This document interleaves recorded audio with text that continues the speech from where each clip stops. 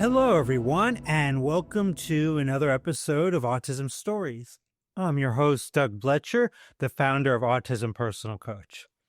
Autistic people are the true experts of the autistic experience, and Autism Stories is where we interview autistic people to learn from their diverse stories, experiences, and get their insights. If you'd like to be notified about each week's episode of Autism Stories, we suggest you subscribe on your favorite podcast listening platform. On today's episode, TJ returns to discuss the Black and Brown Communication Justice Project. We hope you enjoy today's conversation. TJ, thanks so much for returning to Autism Stories. It's been many years now, but I'm so grateful to have a chance to talk with you again.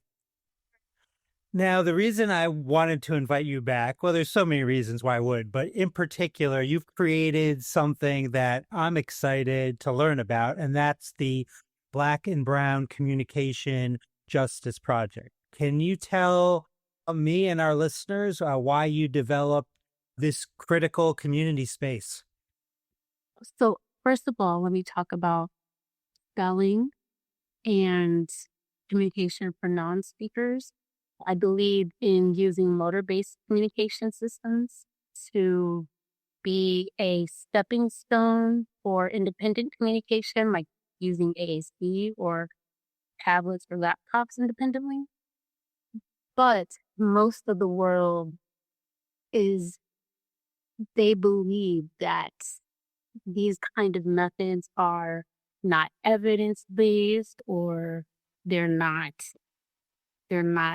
good. The authors are not the communicators themselves, but instead the partners, because partners hold the tablets or the boards or the keyboards, and sometimes the partners hold the person's hands for motor support.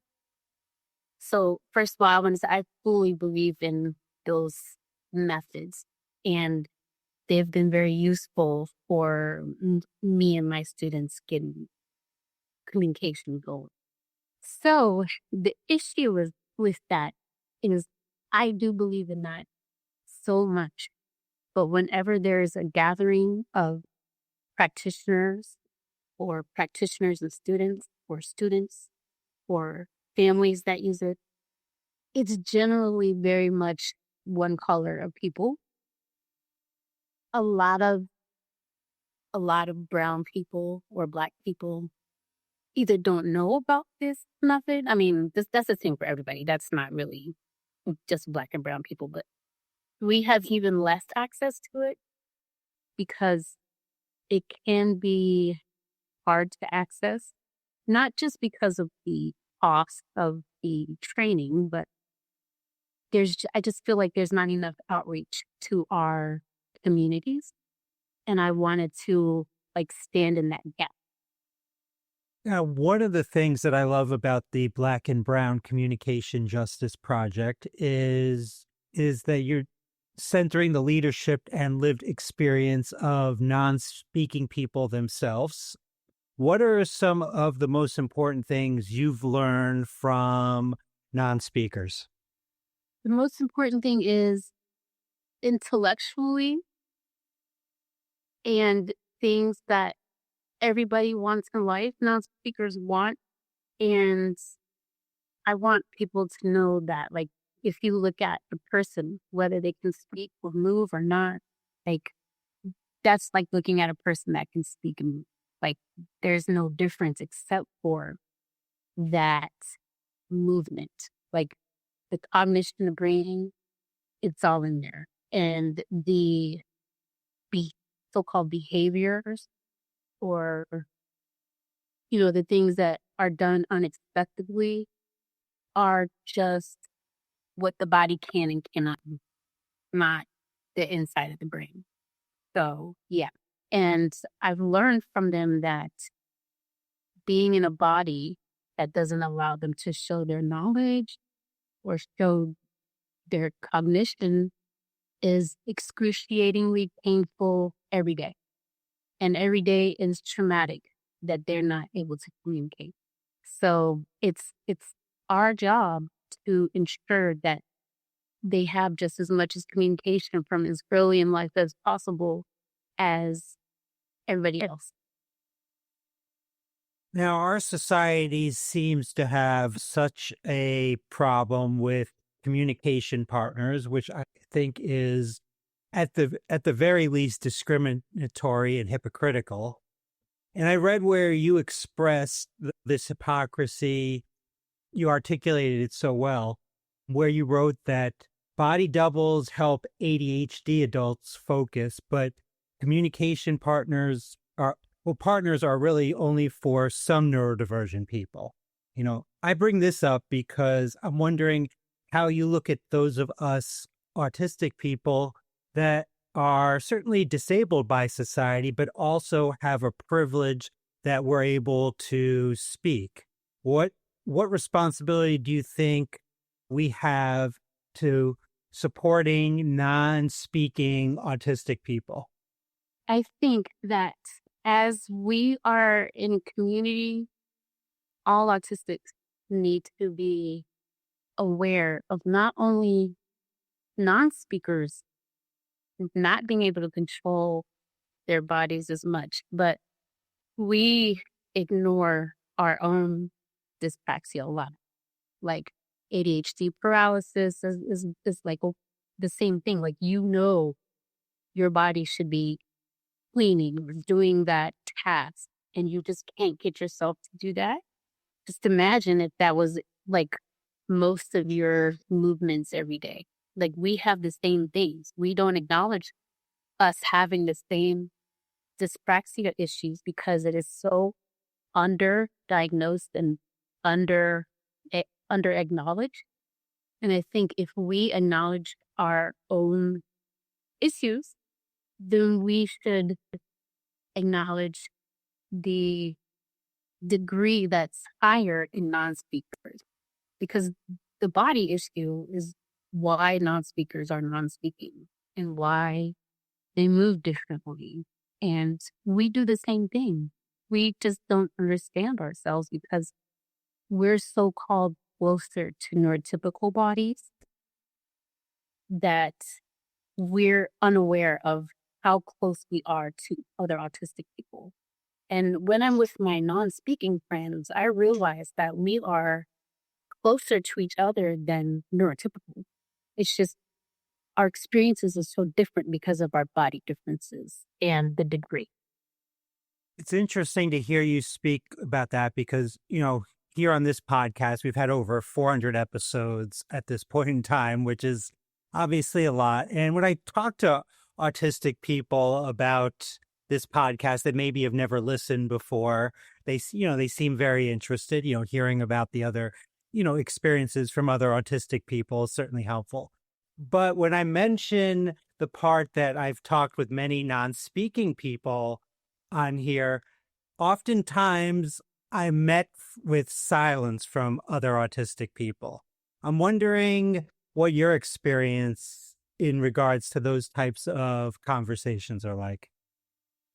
I feel like all of us are hurt and we feel unseen. Hmm. We feel unseen for our our struggles, especially if we can move and speak or use AAC devices, which is just it's just speech, right? It's just Right. using the fingers to speak. People don't understand that they feel that speech is supreme.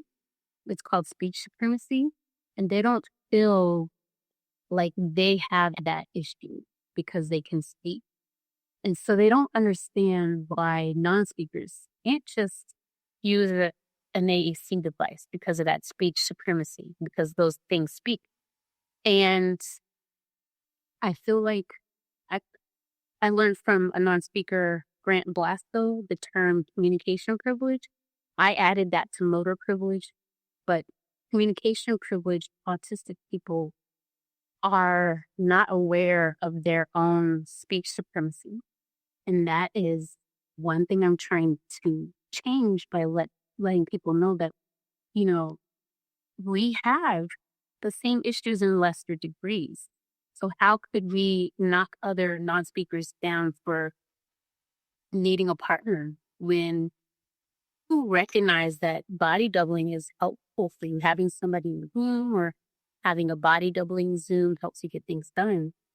Why is that different from a non-speaker having a partner with them? And if you can consider their bodies are more disabled, of course, the partner is going to be more intertwined.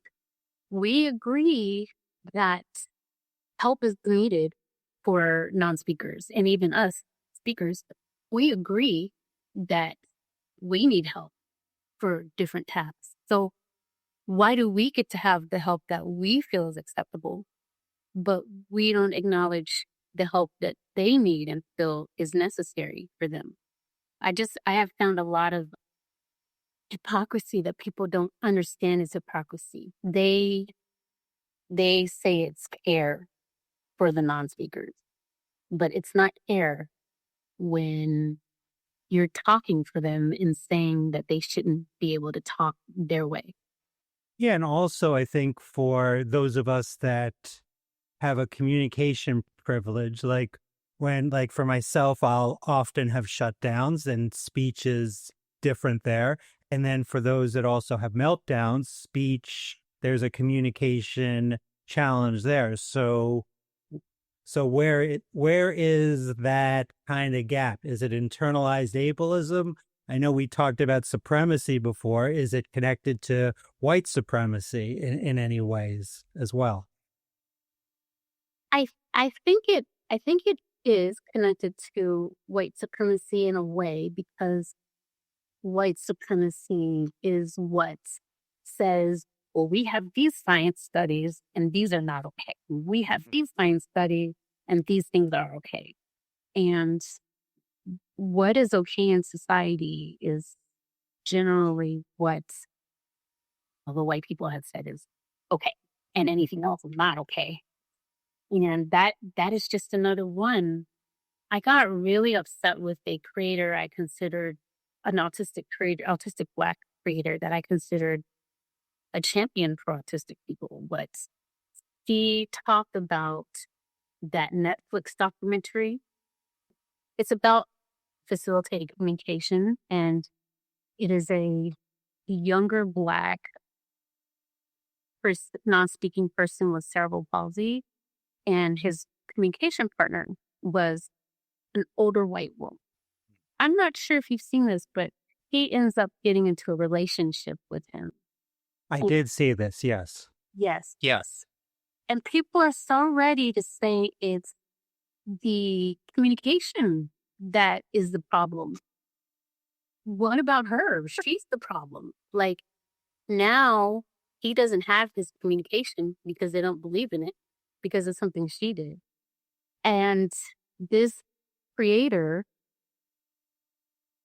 that I considered to be a friend, basically, he said, this is the rabbit hole you should go down. And she started listing things that were wrong with the documentary. But her conclusion was it was the communication and not the fact that a woman took advantage of her position.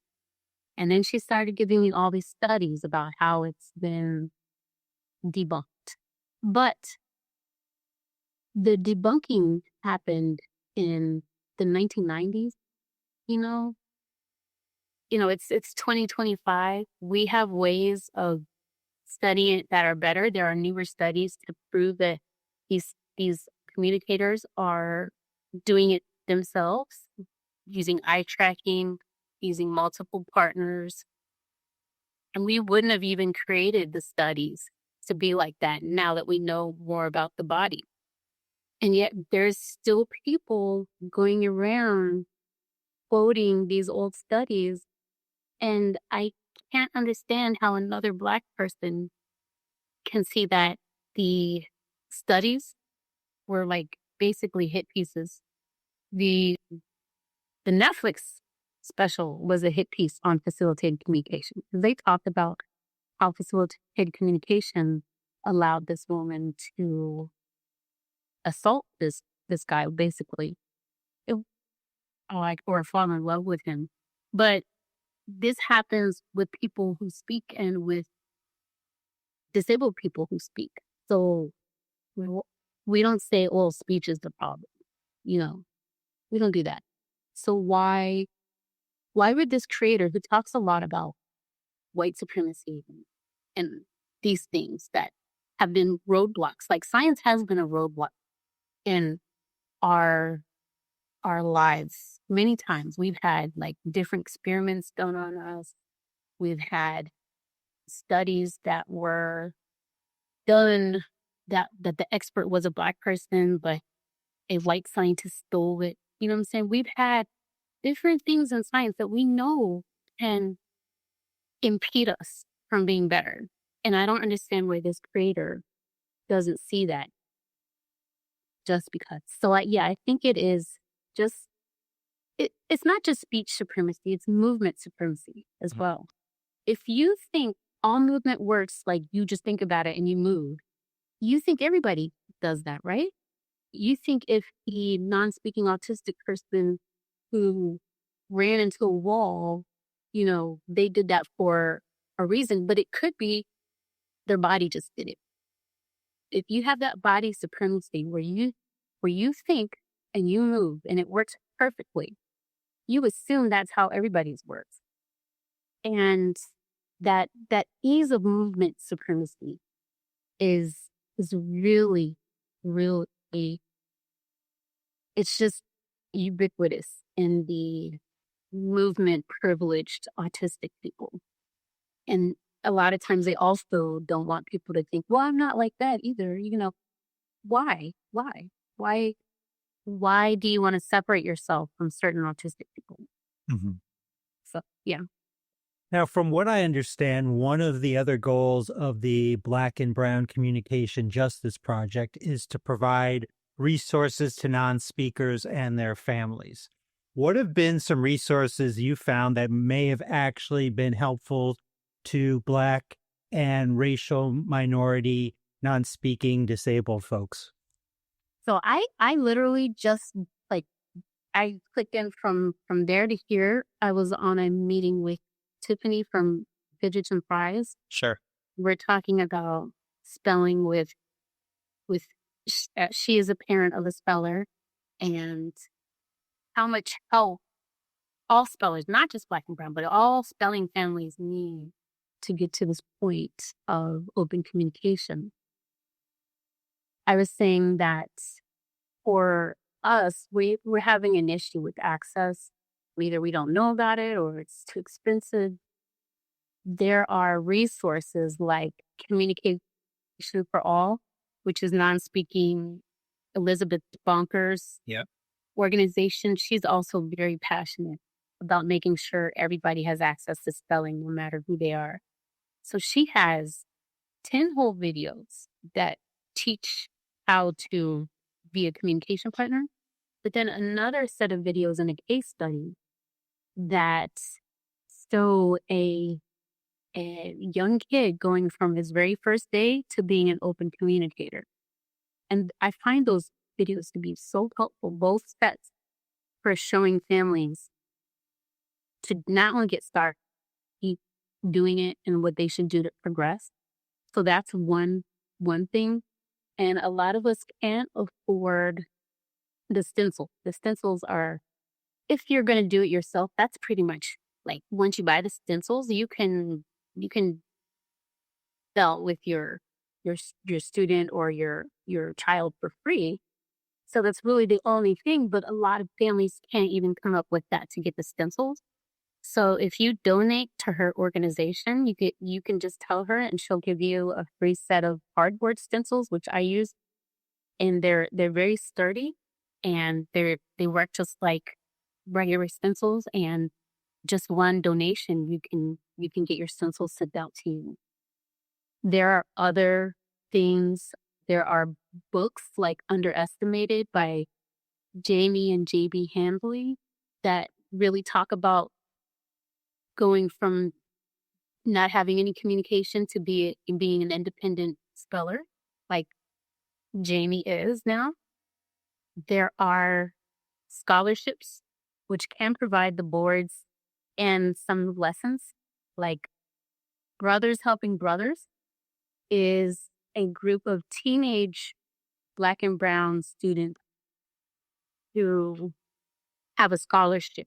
So the families can apply for that scholarship and they get regular boards and lessons. And then IASC, which is International Association for Spelling. It's I ASC, right? yes, Yeah. Like hyphen ASC, I think. exactly. Yeah. They also have a scholarship that provides the boards and free lessons for like free 2 or 3, 4 or 5 lessons, something like that. So those are great resources. And I want the group to be a resource for parents as well, where they can show video of them spelling with your child and the group can say, okay, these are the things that you can do. These are the tips and tricks, because a lot of parents, it's hard, right? Spelling, people think you just hold a board and the kid Mm-hmm. does that. But I was trained for 10 months. I had multiple spelling communicators that I had to be trained with. I had multiple teachers I was trained with, and it's still hard for me. It still takes time for me and my students. So I want parents to understand and families to understand that they can come on the group. We'll have meetings like every week and they can show us their videos or they can talk about how's it going with their communicator. And then the whole group can give feedback or tips and tricks. Because a lot of parents in the group have been spelling with their non-speakers for 10, 15 years, and they have a lot of knowledge to give. And I just want those of us who have the experience to be like mentors for those who don't have experience. Now, you might not know this. Well, I'm sure you probably don't know this, but you are one of my favorite people to read or listen to when talking about the topic of autism and parenting. What would you like parents of non-speaking autistic folks to know about how they can best support their loved ones? Okay, I love that question. One of the things I need to make a video for this real soon. People can have conversations with their non-speaking kids right now using choice boards.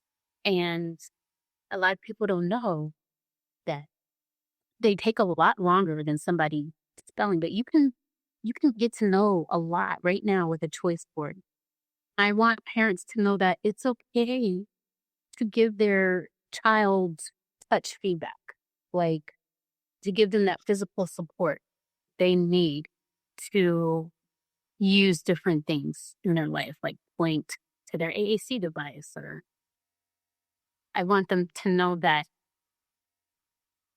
the world might say, "Oh, you can't touch them," or you can't force them or whatever. I'm not saying that. I'm just saying like hold their hand back and tell them to push against, and that gives them enough. Like if you're pushing this way, it gives them enough support to choose the choices on the choice board. Sometimes letters on the letter board, sometimes the letters on the AAC device or keyboard.